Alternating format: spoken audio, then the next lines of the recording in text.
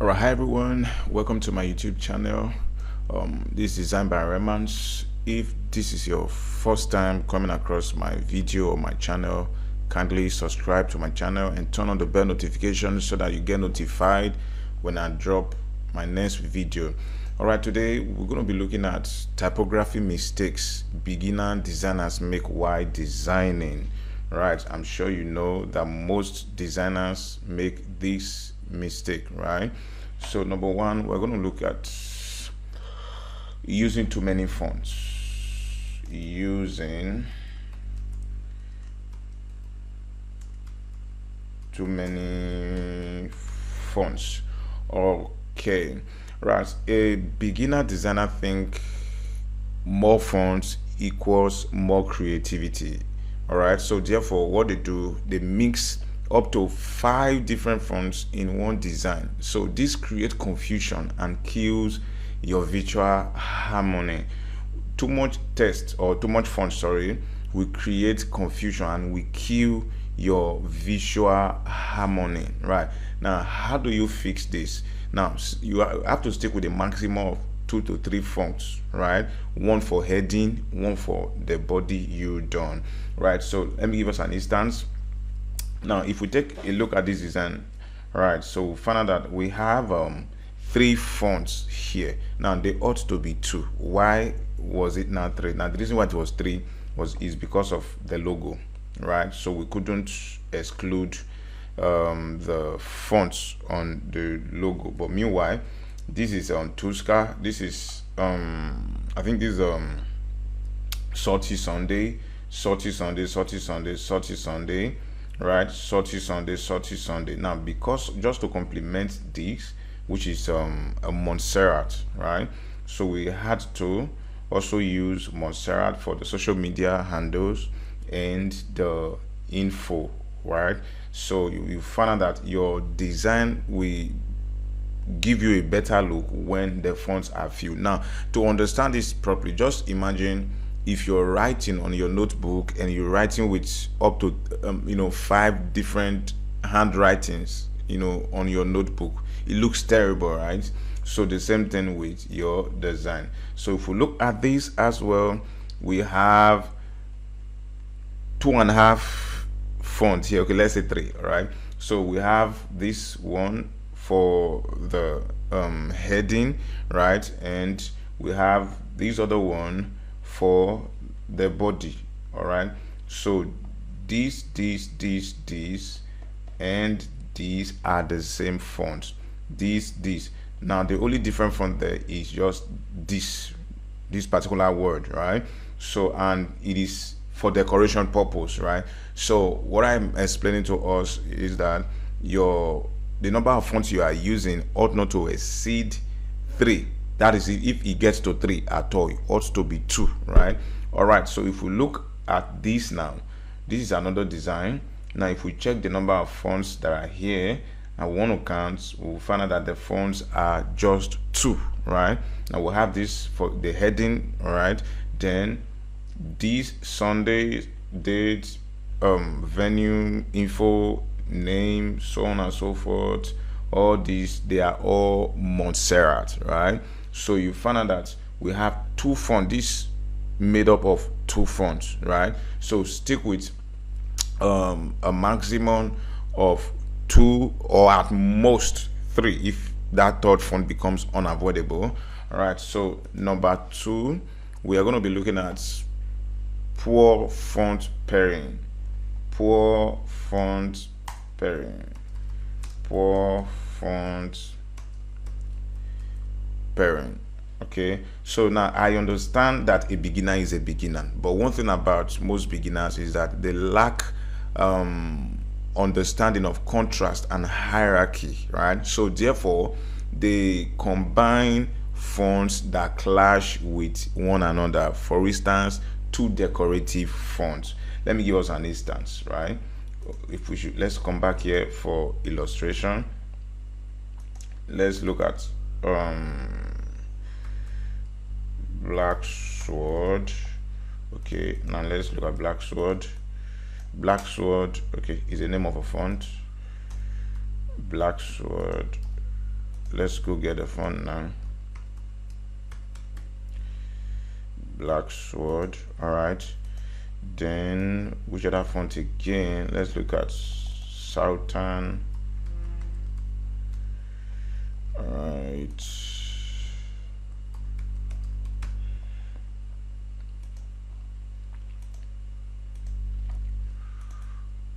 okay. Now, why designing? You must understand that these are two fonts that are competing, right? So, and the reality of design is that fonts should complement, not compete. Fonts should complement. Now, if we come back to this, now you find out that this script font, which is autograph, is complementing with this Sunday, right? And join us, which are I think that's trend, right? So fine, fonts are meant to complement each other, not to compete with one another. So it is lack of professionalism when you combine, when you pair fonts that are going to clash with one another, just the way these fonts are clashing now. All right, so while designing, you just can't do this, right? So you must understand that. So number three, we have to look at where there is no hierarchy, no hierarchy,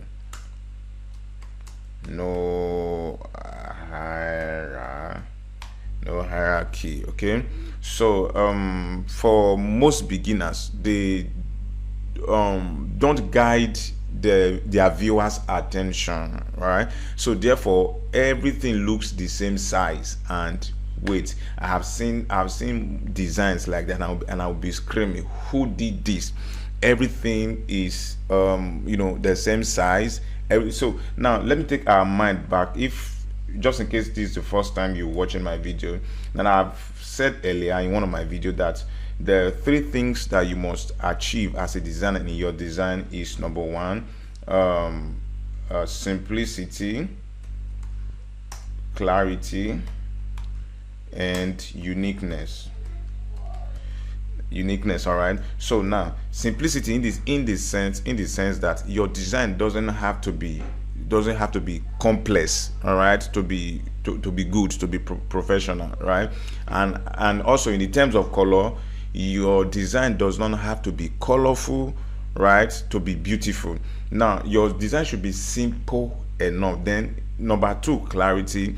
Now this is where hierarchy really comes in. When I look at your design, right, now the first thing I'm supposed to see is the title of the program. For instance, it's a church or whatever, is the title of the program. So you find out that the title is bigger. Let's come back to our designs. You see, all right, so the title, let me use this. Where's this other design? Oh, maybe I removed that already. Okay, so you find out that the title of the whatever the design is all about is what is given premium, like join us this Sunday, right? So you can imagine if join us this Sunday is same size with the name of the church that is on the logo, or the name of the pastor, then you now find out that after that, then the next thing that will give premium is the date. Now the time, sorry. Now the Sunday is already, there is no specific date, it's for Sundays, right? So you find out that Sunday is already given premium. So you find out that according to how important the messages are, so that's how we are giving the fonts, sorry, or the text attention. All right, so now the first thing, when you look at the first thing you want to know, was this program or design, what's it all about? Fine, I'm able to see, because we live in a world where people pay attention to pictures more than reading. People don't have that time. You just imagine a poster is on the wall, and you are spending how many minutes there trying to understand what the program is all about. All right, so you must understand. So when there is no hierarchy, it makes the design hard to scan. All right, when I say scan, I mean just go through, scan it through. It makes it hard to scan when there is no hierarchy. So now how do you fix this, right? Use size, weight, spacing to show what to read first, right? So the essence of hierarchy is to show what's important and what to read first in that particular design, right? Now I'm going to do another video on hierarchy, just a more detailed video where I'm going to be explaining so much there. All right, so number 4 is bad spacing. Maybe I should call it terrible spacing. Bad spacing. Okay, so a beginner ignores line spacing and letter spacing. Therefore, text feels either too tight or too scattered. All right, so when that happens, it reduces readability, right? Now let's look at an instance, or let's use this as a case study.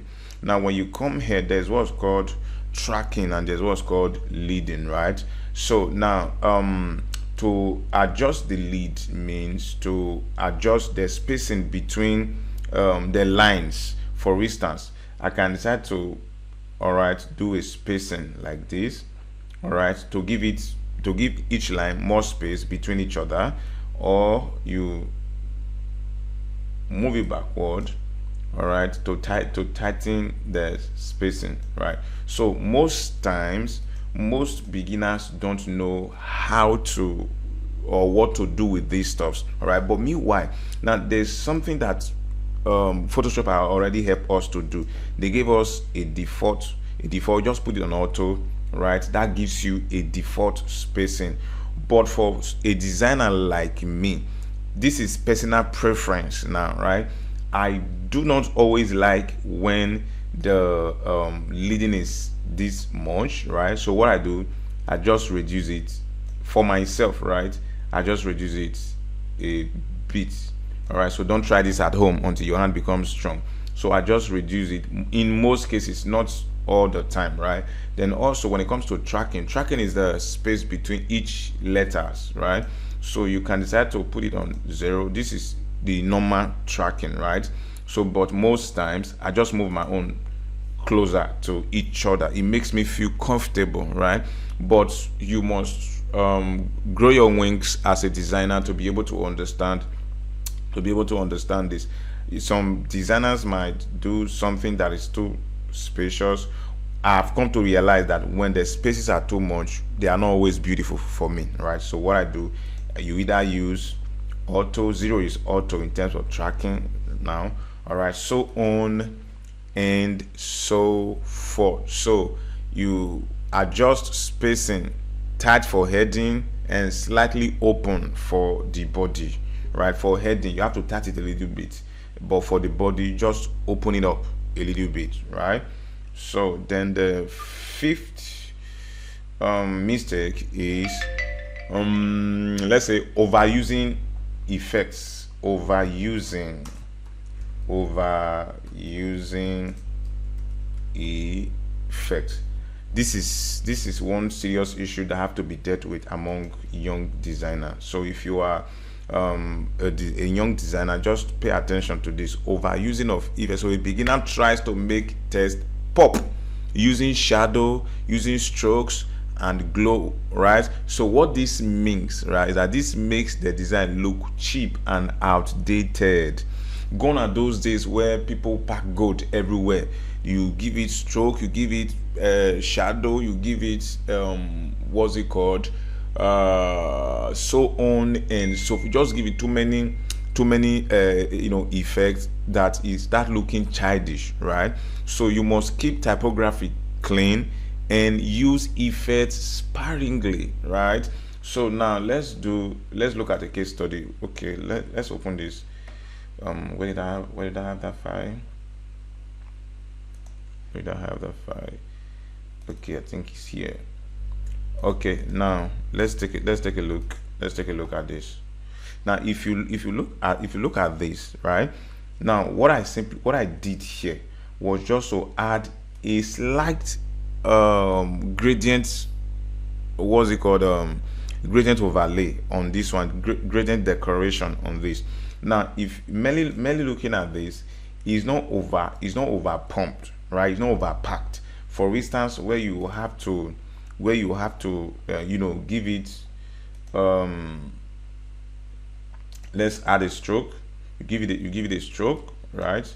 Maybe a stroke of yellow, right? I don't even want us to do talk much about color today, because we're going to do another video to address the issue of color. Then you add, what's it called, drop shadow, right? And the drop shadow will be, so I'm also going to do a tutorial on how to use drop shadow effectively, because okay, so on and so forth. So it looks childish. Now I love keeping my minimal. In most, simply the reason why I did this is because I just do not want to leave it as white, right? I just wanted to make it blend more with the background, so I chose a bit of a color from the background to blend it into white, right? So I hope I'm able to easy convince or help someone who is just coming up as a designer. All right, so the next thing you're going to do for me now is comment design if you want to go from beginner to a paid designer. If you're interested, just comment design in this video. Thank you, and I'll see you in my next video.